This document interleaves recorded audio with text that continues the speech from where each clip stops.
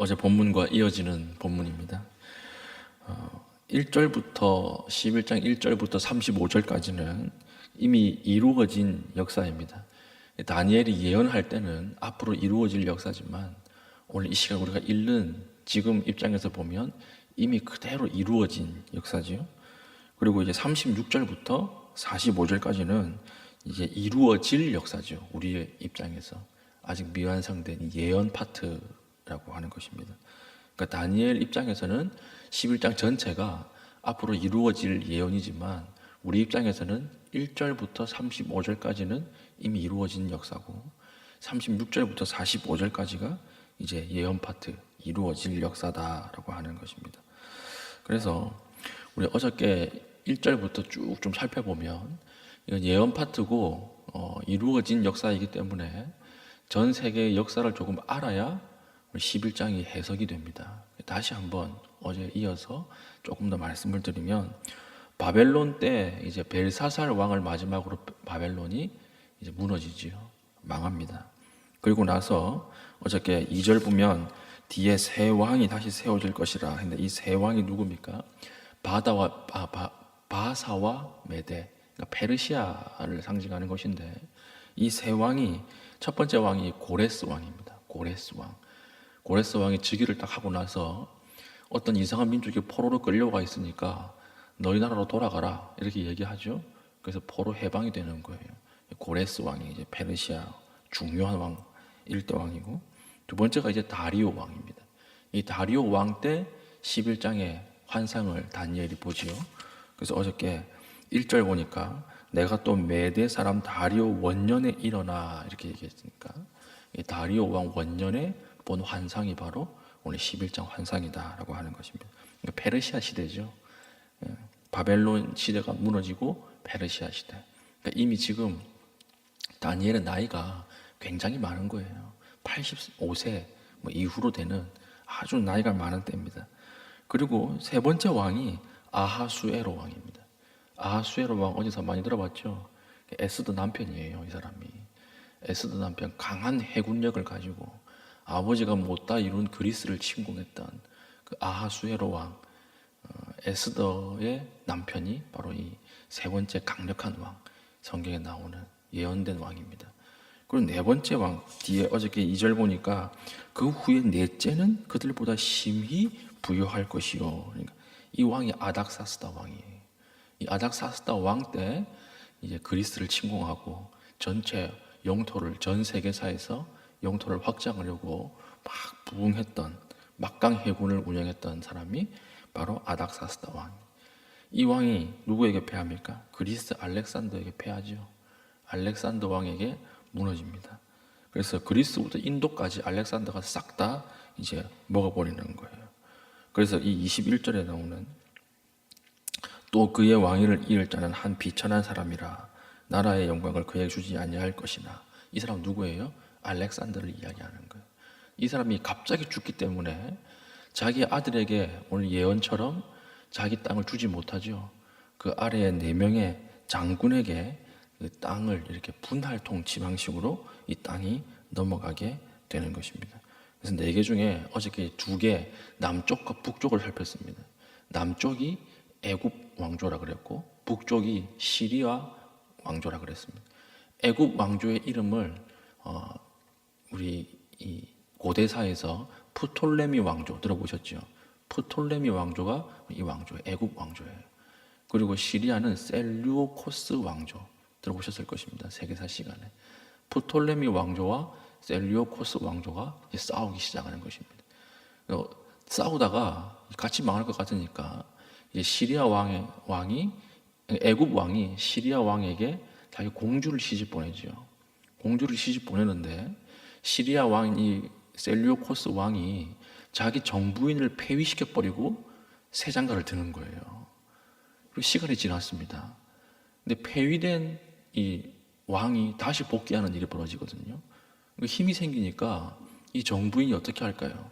뒤에 들어온 이 프톨레미 왕조의 공주를 죽여버리는 거예요. 그때 이집트의 왕이 이 프톨레미 공주의 동생이거든요. 그러니까 자기 누나가 비참하게 시집 가가지고 죽었으니까 어떻게 됩니까? 전쟁이 시작되는 거예요. 본격적인 전쟁이 시작되는 거예요. 그래서 1차, 2차, 3차까지 이렇게 화평하게 가다가 4차 전쟁 때 결정적으로 이제 이 사건을 중심으로 프톨레미 왕조와 셀리오코스 왕조가 전쟁이 일어나는데, 이게 남방 왕과 북방 왕의 싸움이라고 하는 거예요. 근데 이 사이에 누가 끼어 있어요? 이스라엘이 여기 끼어 있거든요. 그러니까 이게 딱 지리적으로 중간에 있기 때문에, 남방, 북방 중간에 이스라엘이 끼어 있기 때문에 전쟁을 하는 장소가 어디였을까요? 중간에 만나는 장소니까 이스라엘이었던 거예요. 그러니까 이스라엘의 죄악을 하나님께서 이 세계사의 역사, 두 왕을 통해서 심판하는 사건이 바로 이 예언이라고 하는 것입니다. 그리고 나서 이 왕도 누구에게 무너집니까? 30절, 이는 기띔의 배들이 이르러 그를 칠 것입니다. 기띔이라고 하는 것은 로마입니다.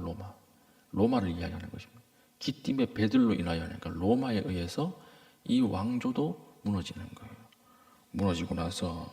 무너지고 나서 돌아가는 길에 분노해서 그 우상 숭배하는 사람들을 다, 하나님 제사 지내는 사람들을 다 죽이고, 그리고 그 이스라엘의 성전에 제우스상을 세우고, 여기 보니까 멸망에 가증한 것을 세운다 그랬죠.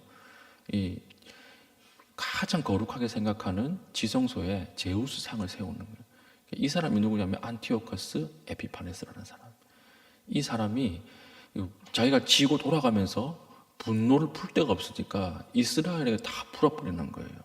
그래가지고 제사장들 다 죽여버리고, 제사장들에게 돼지고기 준 다음에 먹어 이렇게 해서 안 먹으면 몰살시키고, 그리고 가장 거룩하게 생각했던 지성소에 돼지 피를 뿌린다거나, 아니면 제우스상을 세워서 이제 너희 헬라 문화가 되라 이렇게 했던 사람이 적 그리스도의 상징이죠, 구약에.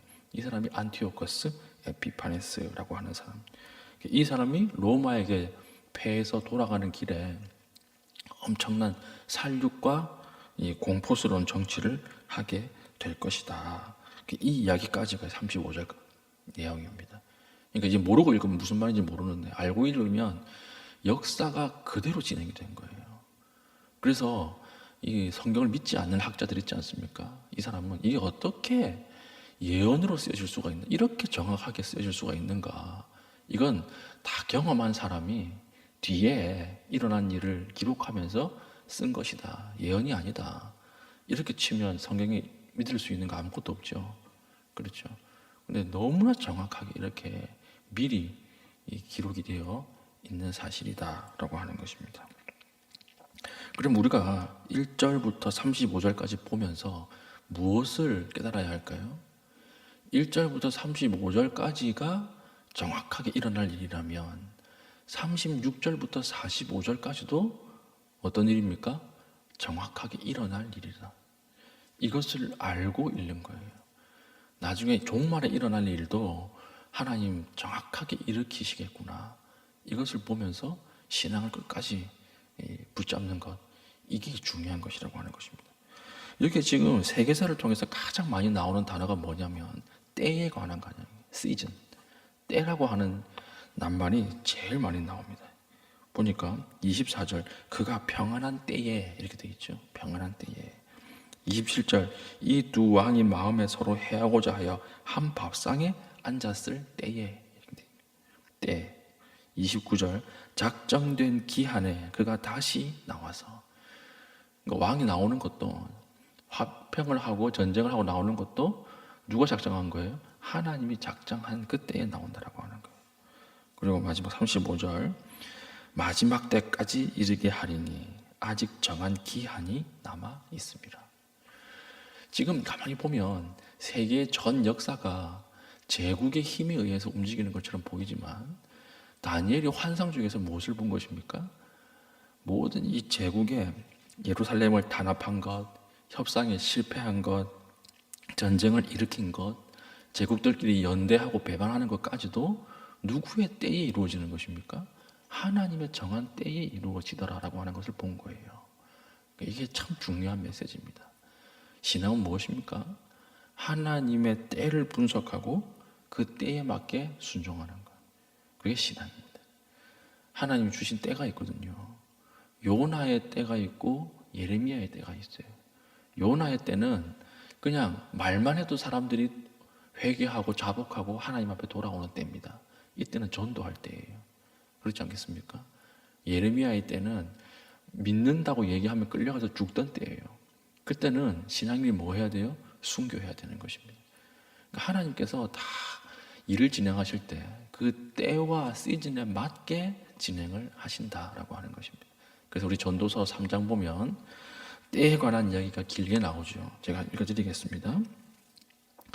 전도서 3장 범사에 기한이 있고 천하 만사가 다 때가 있나니 날 때가 있고 죽을 때가 있으며 심을 때가 있고 심을 것을 뽑을 때가 있으며 죽일 때가 있고 치료할 때가 있으며 헐 때가 있고 세울 때가 있으며 울 때가 있고 웃을 때가 있으며 슬퍼할 때가 있고 춤출 때가 있으며 돌을 던져버릴 때가 있고 돌을 거둘 때가 있으며 안을 때가 있고 안을 일을 멀리할 때가 있으며 찾을 때가 있고 잃을 때가 있으며 지킬 때가 있고 버릴 때가 있으며 찢을 때가 있고 꿰맬 때가 있으며 잠잠할 때가 있고 말할 때가 있으며 사랑할 때가 있고 미워할 때가 있으며 전쟁할 때가 있고 평안할 때가 있느니라. 다 때에 따라서 움직이는 거예요. 그러니까 우리의 신앙은 무엇입니까? 지금 이 때가 하나님의 어떤 때인가를 분석하는 거예요. 그리고 나서 그 때에 맞게 순종하면 하나님이 기뻐하신다라고 하는 것입니다. 그래서 모든 일은 내 때가 아니라 하나님의 때에 이루어지는 거예요. 우리가 왜 어려움을 당하고 우리가 왜 신앙이 어려워집니까? 항상 내 때에 맞춰서 움직이기 때문에 그렇지 않습니까? 지금 달려가야 할 때입니다. 하나님 힘을 주십시오. 지금 투자할 때입니다. 지금 뭔가를 이루어야 할 때입니다. 그러다가 다 이상한 길로 가고 넘어지잖아요. 신앙은 때를 분석하고 내 때가 아니라 하나님의 때를 기다리는 인내, 그것이 신앙이라고 하는 것이죠. 오늘 이 환상 중에 다니엘이 우리에게 말하고자 하는 가장 중요한 것이 무엇입니까? 때에 관한 거예요. 모든 일은 하나님의 때에 따라서 이루어진다. 그리고 신앙이라고 하는 것은 그 때를 바라보고 그 때에 맞게 순종하고 그 때를 분석하고 나아가는 것이다. 이것을 이야기하는 것입니다. 저와 여러분은 오늘 어떤 때입니까? 엎드릴 때입니까? 달려갈 때입니까? 전도해야 할 때입니까? 안을 때입니까? 사랑할 때입니까? 아니면 멀리해야 할 때입니까? 가까이 해야 할 때입니까? 오늘 기도하는 가운데 이 하나님의 때를 분석하고 이 때에 맞게 오늘 하루도 순종할 수 있는 믿음의 신실한 주의 백성 되기를 축복합니다. 아멘. 기도하겠습니다. 하나님, 눈앞에 이익에 연연하지 않게 하여 주시고 하나님의 시간과 하나님의 때를 분석하며 그 때에 맞게 순종할 수 있는 순종하는 마음을 허락하여 주시옵소서. 이렇게 기도하신 이후에 개인적인 기도의 제목을 가지고 기도하시고 자유롭게 돌아가시겠습니다.